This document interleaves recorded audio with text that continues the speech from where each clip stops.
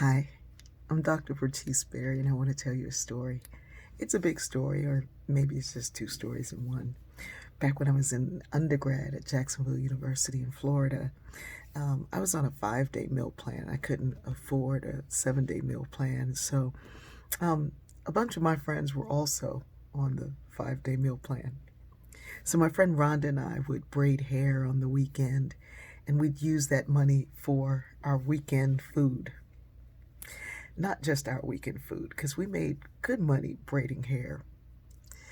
So my friends Yolande and Maureen, or no, it was Bevy. Was it Bevy or maybe Maureen? I can't remember. They had an apartment across the street. So that meant we had a place that we could cook. So we would use our money, go to the grocery store, get the food, go over to their apartment. Now, I didn't cook. Rhonda, I don't think, cooked either at the time. We both are good cooks now, but back then we didn't cook. And the others were amazing cooks. They were West Indian cooks. I mean, I fell in love with homemade ginger beer and Johnny cake and so many good foods. So they and others would all cook. We would play cards, we would laugh, we would eat, and we had what we needed for the weekend because some of us could make the money, some people went shopping, some people did the cooking, some people did the cleaning, and together we were okay throughout those weekends. We had one friend who hung out with us, and she was from Japan. And she didn't speak a lot, she didn't talk a whole lot, but she was like our little sister, and she just hung tight with us. Well, during the break, she went home and she came back and she was telling us that her parents and grandparents said that she shouldn't hang out with us. They had seen all of her pictures of she and her friends, and they wanted to know why she only had black friends and why she had gotten so dark, because she'd been obviously hanging out in the sun and hanging out with these black people. And her parents said and grandparents said that black people weren't good people because they had seen it on the television and they'd seen it in the movies.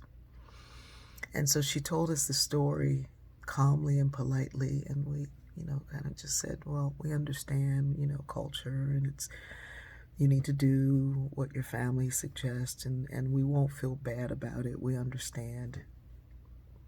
And she just stared at us. And she said, why would I do what they say?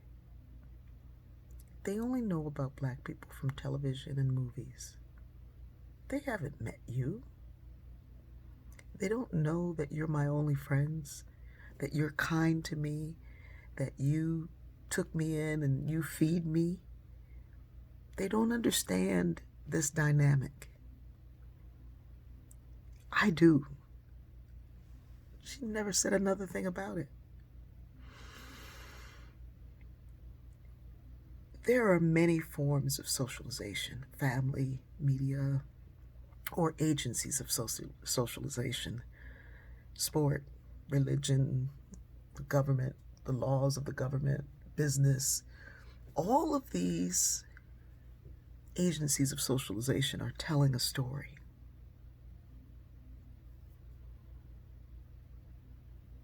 But you can also see. And in spite of the story that you're told over and over again, and regardless of who tells you that story, you ought to allow your heart to get close enough to the truth. And once you see it and know it,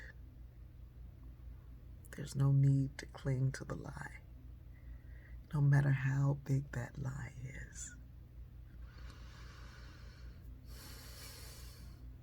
That young woman taught me so much. She taught me that it didn't matter what others said about the truth. Once you've seen it and once you've experienced it, you have to live it. I love you. Go live the truth.